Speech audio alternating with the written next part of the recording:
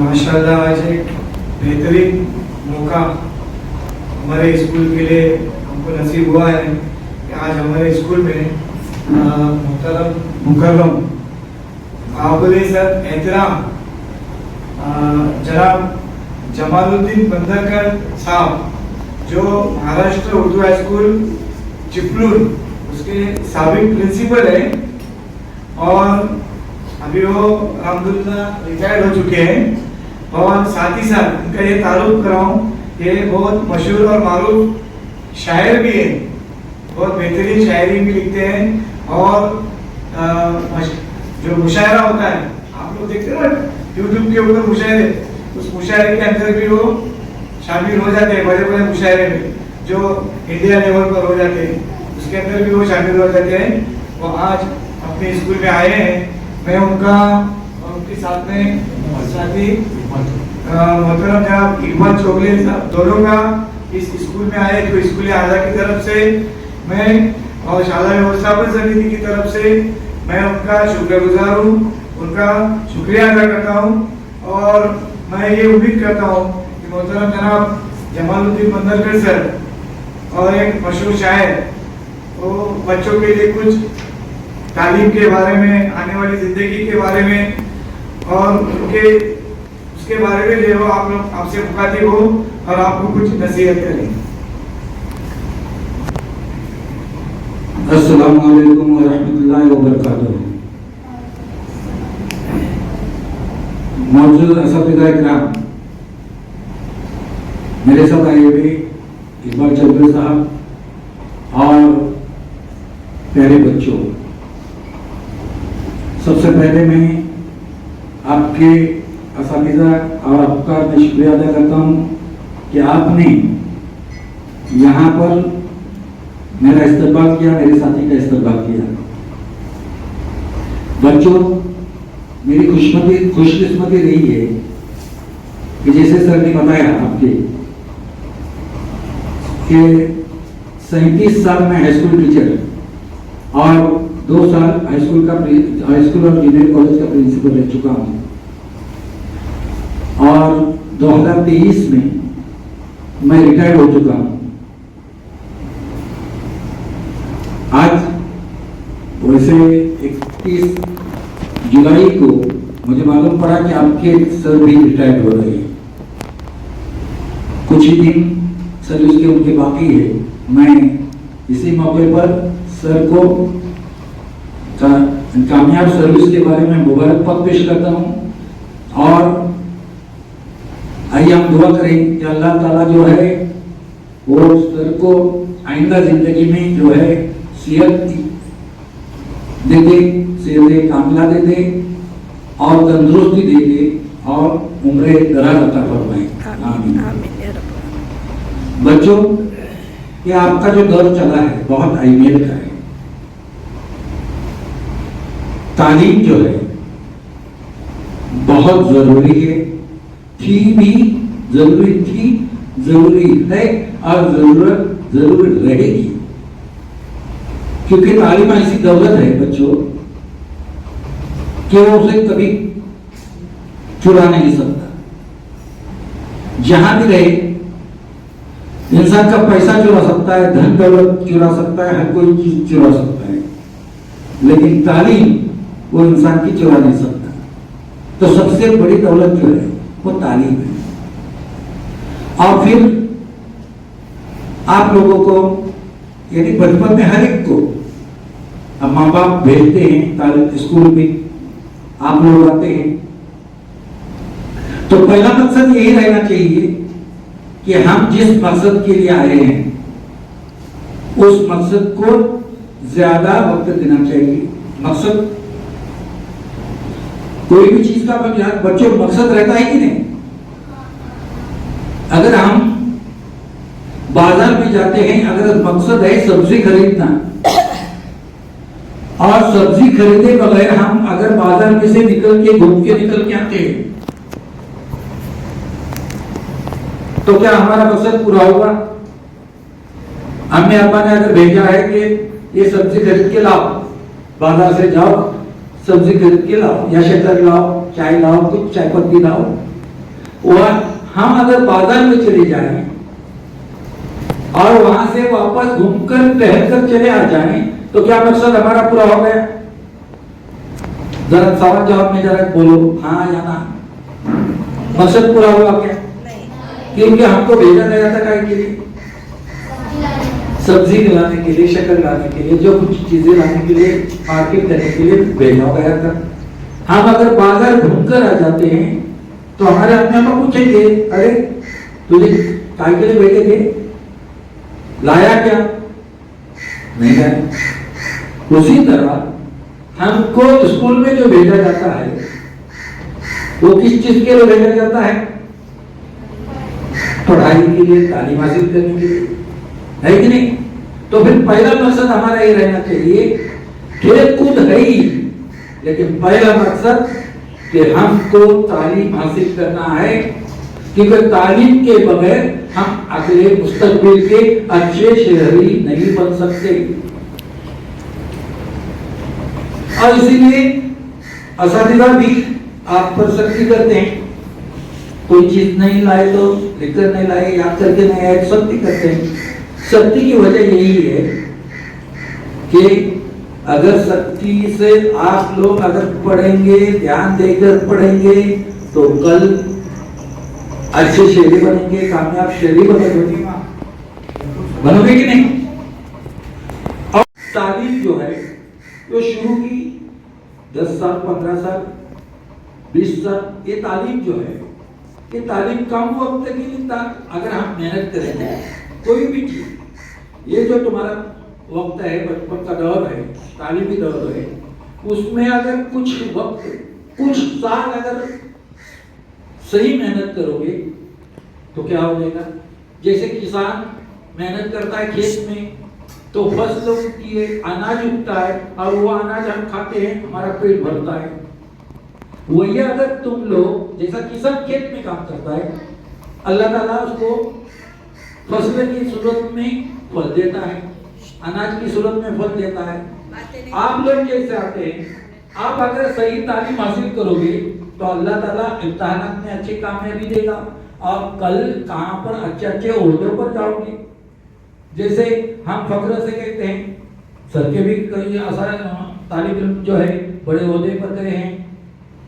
क्या हमारे पढ़े हुए लोग जो है, हमने पढ़ाए इनको, और ऐसे हमारे स्टूडेंट्स जो है वो आज हाई कोर्ट में वकील है, अच्छे इंजीनियर है, असातिज़ा बहुत हैं, और जो है डॉक्टर भी है हमारे स्टूडेंट। वैसे आप लोग अगर पढ़ेंगे तो कल के कोई अच्छे डॉक्टर बनेंगे, कल कोई अच्छे वकील बनोगे, और अपना नाम, अगर नाम रोशन करोगे, अपने माँ बाप का नाम रोशन करोगे और अपने स्कूल का नाम रोशन करोगे तो उसमें कामयाबी है कि नहीं? तो इसीलिए सबसे पहले पढ़ाई, और फिर दूसरी बात मैं ये कहूंगा कि पढ़ाई यानी सिर्फ किताबी कीड़ा नहीं बनना है। पढ़ाई यानी किताबी कीड़ा नहीं है। तो सकाफती जो प्रोग्राम रहते हैं उसमें बढ़ चढ़कर जो नादिया खानी या अच्छे अच्छे प्रोग्राम जो होते हैं, सकाफती प्रोग्राम, उसमें हिस्सा लेना है, एक्टिंग करना है, तकरीरें करना है। ये तमाम चीजें इंसान में होनी चाहिए। सिर्फ किताबी कीड़ा रहकर सिर्फ पढ़े, आप 90% मार्क्स लिए, 95% मार्क्स लिए तो उसमें कामयाबी नहीं है। कामयाबी उसी में है कि अपने को हरफत मौला बनना है, जिसके लिए अच्छे, अभी मेरे स्टूडेंट है महाराष्ट्र स्कूल में, मैं उनको पढ़ाया हूँ, आज मेरी कमेटी में काम कर रहे हैं इकबाल चौबे साहब। वक्त पर जब गाते वक्त कोई अगर गलती हो जाती थी तो मैं मारता था, फटका देता था, ऐसा नहीं पढ़ना है, ये तरह जो उसकी ऐसी है। लेकिन आज वो पूरे रत्नागिरी जिले में मशहूर है। वजह क्या है कि उन्होंने जो हमने बताया, जो उस्तादों ने बताया, उस पर उन्होंने अमल किया। आज रत्नागिरी जिले में नाटकों के तौर पर बहुत मशहूर है, मशहूर नाम है।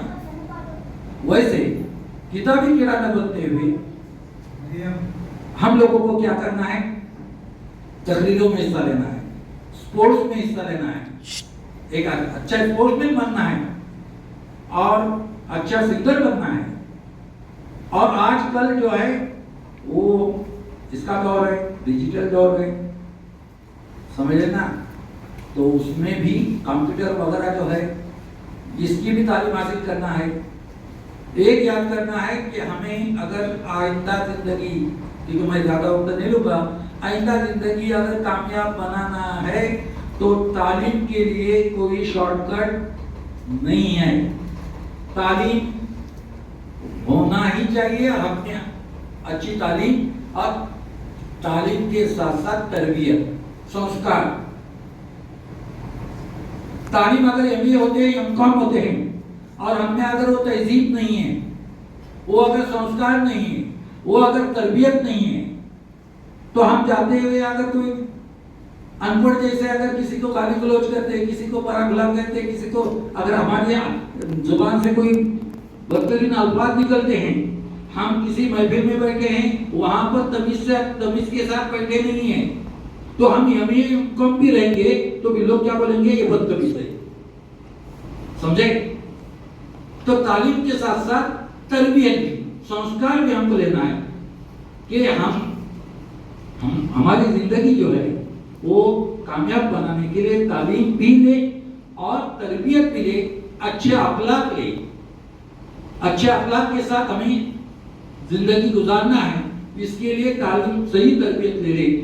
तो आज इस सवेनी उर्दू स्कूल में मैं यहाँ पर आया, मेरा इस्तकबाल और मेरे साथी का इस्तकबाल की मैं स्कूल के असातिज़ा का मैं शुक्रिया अदा करता हूँ। आप लोगों से भी मुखातिब हुआ हूँ। मैं ये समझता हूँ कि मैंने जो कुछ हिदायत किया हूँ उस पर आप ज़्यादा अमल करोगे और अपनी जिंदगी कामयाब बनाने की कोशिश करेंगे। इस उम्मीद के साथ इजाजत चाहता हूँ। अल्लाह हाफ़िज़। अस्सलामु अलैकुम व रहमतुल्लाहि व बरकातहू। दिन तेरे इंतजार में कट कट के गुजर जाए, रातों को याद चांद बन बन के बिखर जाए। देखूं अगर तुझे तो मेरी सांस सवर जाए, तेरे करीब आके हुस्न और निखर जाए। बादल में कभी चांद को छुपते हुए देखूं, तारों को टिमटिमाती चमकते हुए देखूं, हर और चांदनी को छिटकते हुए देखूं। तुझे दिल याद करे, तेरी फरियाद करे, तुझे दिल याद करे, तेरी फरियाद करे। आजा कि अब जाके तेरी याद आ रही है, मासूम आरज़ू की गली मुस्कुरा रही है। खुशबू किसी के लफ्ज़ की मुझको लुभा रही है, जैसे मोहब्बतों के फिजा गीत गा रहे हैं। दोपहर में जब रेतू को तपते हुए देखूं, मौजों को बेकरार उबलते हुए देखूं, चिंगार को शोलों में बदलते हुए देखूं।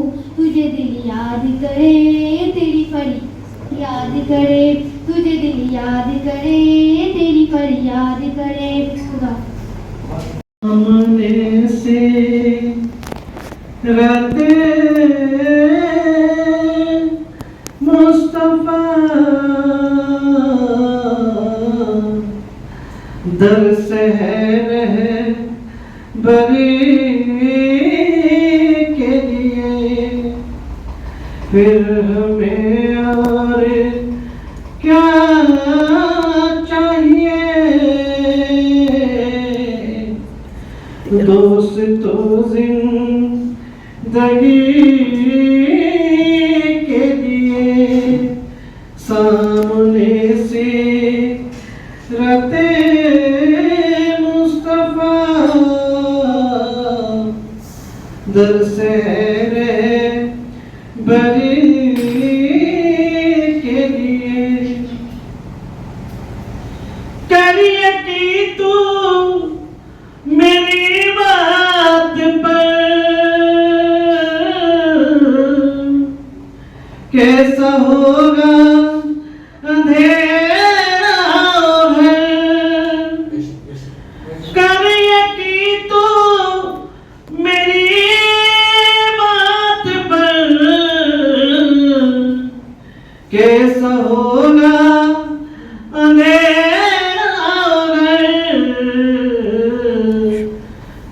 के रहमत हुजूर आएंगे,